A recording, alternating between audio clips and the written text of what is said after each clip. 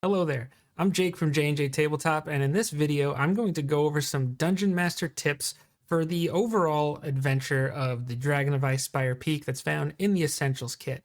So I actually plan on making this an entire series to go over some each adventure stuff kind of a little bit in more detail, so I would encourage you to hit that subscribe button to make sure you don't miss that, and let me know if this is helpful for you in the comments section as the series goes on.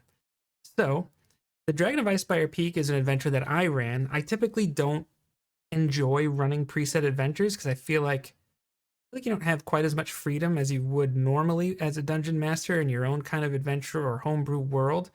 However, I had a ton of fun doing this. I felt like I had a really good group of players with Josh and Izzy and Michael. It actually was Michael's very first adventure that he ever played in. He never played Dungeons and Dragons before, and I feel like this is a really good adventure to introduce a player to Dungeons and Dragons. And I think even particularly if you were interested in bringing kids along to learn because of the sidekick rules and stuff like that. So naturally, this is going to contain some spoilers, so if you're planning on being a player in the Dragon of Icespire Peak and you want to avoid spoilers, I mean, I'm not going to tell you not to watch the video, but I just think maybe you should make a good decision for you on that. So let's dive in and see what we can come up with.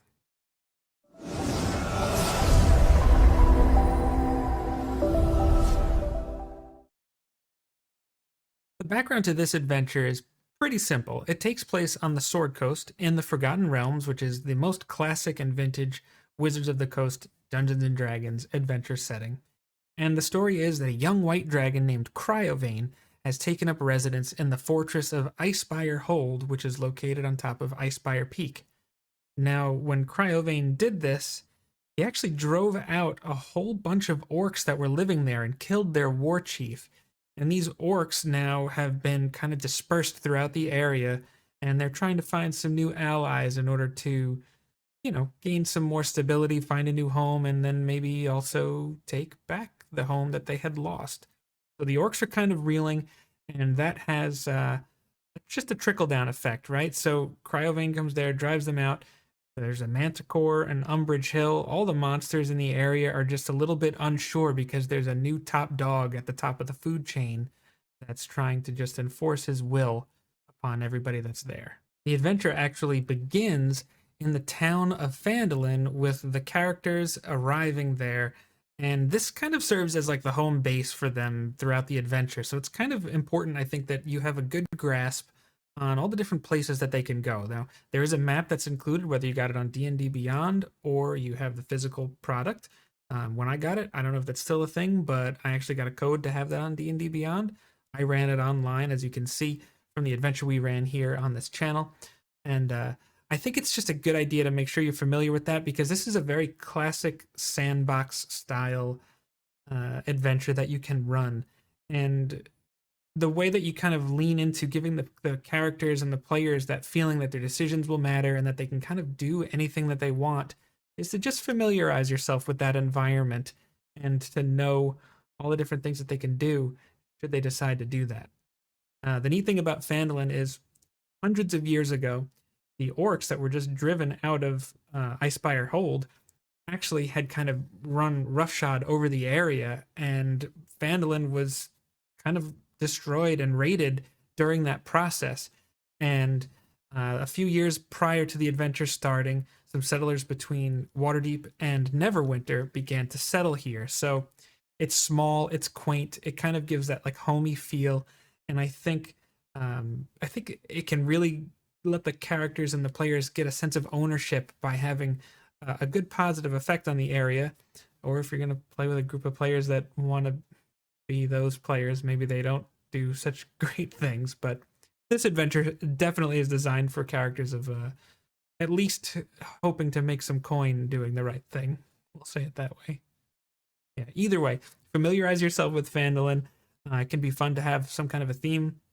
Before I ran this, actually, I was toying around with a bunch of hipsters, kind of moving into like a Brooklyn sort of thing where they're trying to take old abandoned things and, kind of make it unique, but like very rustic and restoring the authenticity of what it once was, yet making it look kind of cool and hipstery. So whatever theme you want to have for it, you could really have a lot of fun here. And I think just one extra step or so in that process can really make a difference, make it feel like it's your Phandalin that you're presenting to the characters, and I think that could be a lot of fun. This adventure is designed to bring characters from level 1 to 7, and they use the milestone leveling system. So it's just based on completing certain points throughout the adventure. Now, there's a job board that exists in Phandalin that is periodically updated, and when the players first get there, they have their starting quests, and there's 3 to choose from. I'm going to call this Tier 1 quests, or starting quests. Every time they complete a starting quest, they go up a level. Once they reach level 3, completing a starting quest no longer does that. After these are finished, you have your follow-up quests, which would be Tier 2. And then at this point forward, completing 2 of these is when they go up a level. After a certain amount of follow-up quests are completed, now the follow-up quests are available, giving you your 3rd tier of play for what I would consider this adventure. Now, in Tier 1 starting quests, you have the option for the players at level 1 to go up against a CR3 Manticore. I don't think that's a good design point, just personally. It's one of my critiques of this adventure, because I had 3 players, and if they decided to do that adventure, which they did, they would be up against a Manticore who could theoretically one-shot them, and then they're down. That feels like a railroad decision, a railroad design point. And so I just made them level 2, and then I adjusted my milestones accordingly. So it really wasn't that hard. After they finished their starting quests, they were level 3, just like they should be going into Tier 2 adventures. And that's what I would recommend. I think if you had a larger party, you could start at level 1, but you have to realize you could have a character death on your hands in the beginning, and you should be prepared to kill a character if the situation calls for it. But especially for an introduction to an adventure, that just seems a bit harsh to start off. So I think level 2 just makes sense, and adjust the leveling accordingly, and you should be in good shape. One other note when it comes to running this game: if you're going to run this game with 1 player, I would recommend using the sidekick rules that are located here, and just let the player decide what kind of sidekick they want. Maybe they want to just go dual warriors, or a warrior and a spellcaster. Whatever it is between what they're playing and their sidekick, giving the player the choice there, I think, is good. But I also think it would be good if you, as the DM, ran that character. I'm normally not the biggest fan of a DM character that's in the game, because I feel like it can drive the action a bit much. But I think in this situation, they could just be like, not even really a Robin to their Batman, but just, you're kind of just there to follow. I mean, shoot, you could even like Hodor it, where they just say, okay, Hodor, and they just go and do whatever the character wants. Either way, starting at level 2, I think, is even more important in this situation. And maybe even give them like a healing potion, something that won't be game breaking at all. It's like a one-time use, and could be used in the situation if they fight that Manticore on Umbridge Hill. One of my favorite things about this adventure is the potential for Cryovain to just happen to be in the same location as the players. You can do this randomly by rolling a d20 and following that table that's provided in the adventure. And I feel like you have a great opportunity as the dungeon master to just foreshadow and to showcase just how powerful a dragon can be, especially at this tier of gameplay. So if they're in the starting tier, I wouldn't even really give them the chance to encounter Cryovain. So I would say, if you happen to roll this, maybe they turn a corner on a winding road, or whatever the case may be, and they see Cryovain take off with the remnants of some kind of bear or quarry that they have, that Cryovain has gotten for food. And you can really showcase just how gruesome of a scene it might be. Maybe he fought off 4 bears by himself, and just he didn't seem to be all that damaged as he was leaving with his food. You could do something like that. You could lean into seeing like there is just ice covered everywhere, and lean into that breath weapon. Either way, no matter where you are at the tier of play here, you have an opportunity to make the players afraid of Cryovain, and they should be. Cryovain's kind of powerful. If you're in tiers 2 and 3, I think giving the chance for the players to actually decide to try and encounter and fight Cryovain exists. I think it's important that you follow the rules for getting Cryovain out of there, because at the end of the day, a dragon, their mentality is, I have no stakes in fighting you right here, right now. I'm just gonna fly away to my castle or my cave or my lair. That's just how they think. That's the only place they're ever gonna fight to the death. But any chance you have to showcase how powerful Cryovain is, I think you should take it.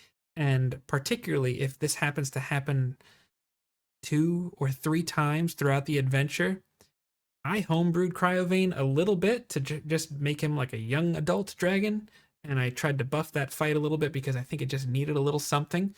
Um, I think it's okay to show like he seems stronger this time now that you've seen him. It's been a few weeks, but I don't know, his scales are not looking quite as shiny, which is a thing for dragons, or whatever the case may be. Like, you could swear he looks longer or thicker or something like that. Maybe you raise his armor class by a point. Whatever it is, just take the time to showcase how strong Cryovain is, because as the big bad evil guy, as they say, you want to make that last encounter fulfilling, and this is part of how you do that.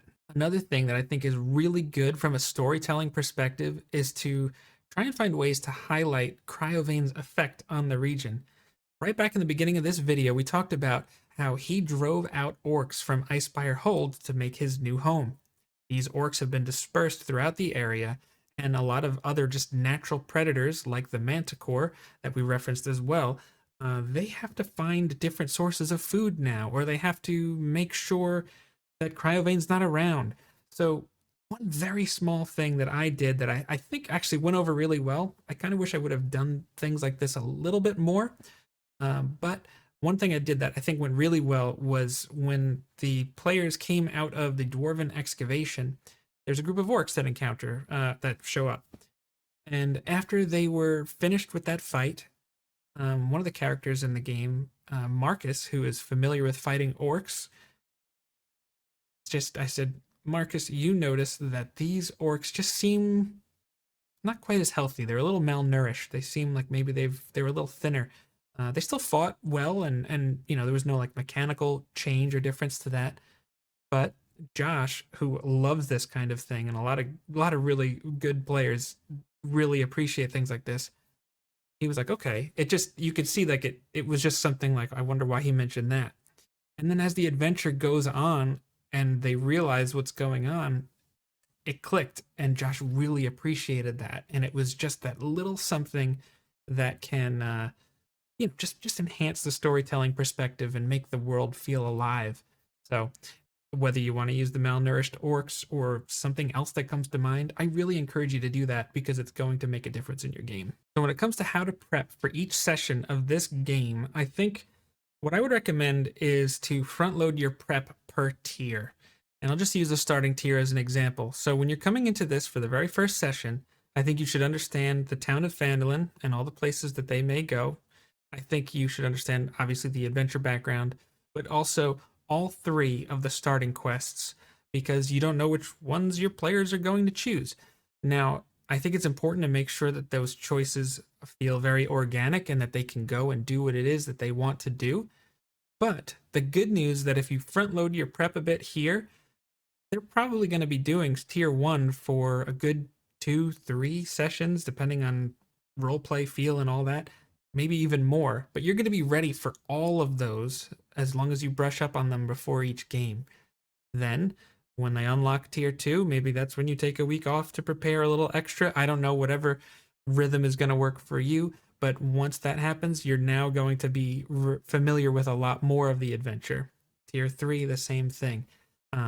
This is a classic sandbox, as I said earlier, so in order to make sure your players' actions and decisions feel real, you're just focusing on understanding the environment that they're going to adventure in and how that's going to affect gameplay moving forward. And if you do that, you're going to be in good shape. Something I think is really worth noting, I guess it's like a word of warning, the Mountains Toe Gold Mine quest has lycanthropes in it. Now, a lycanthrope, you can only damage them as far as a weapon attack goes by either magical weapons or a silvered weapon.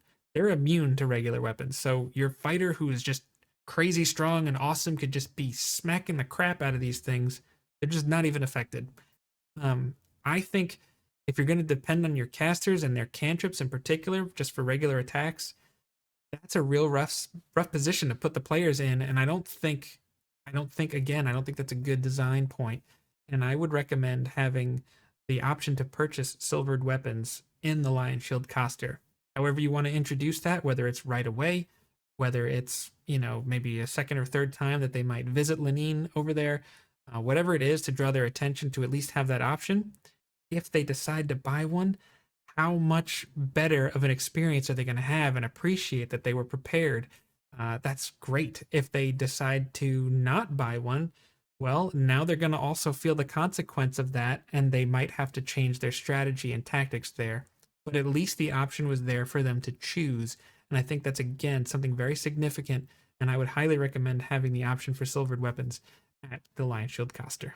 So when you're going to be sitting down at your session 0 for this adventure, you're going to have a great opportunity as a dungeon master to hear what's going to be important to your players during this game. And I think it's important to take certain elements of things and just tailor it a little bit. So I'll use 2 examples from the time we ran. Marcus was a human fighter who was a noble.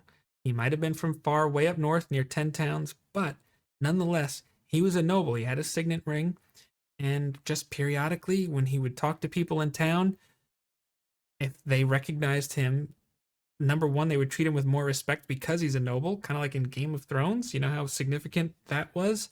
But also, it just helped make the world feel a little bit more real for Josh, who was playing Marcus. The other thing I did, we had Daisy, who was a barbarian who ended up choosing the Zealot subclass. I loved the way Izzy played this.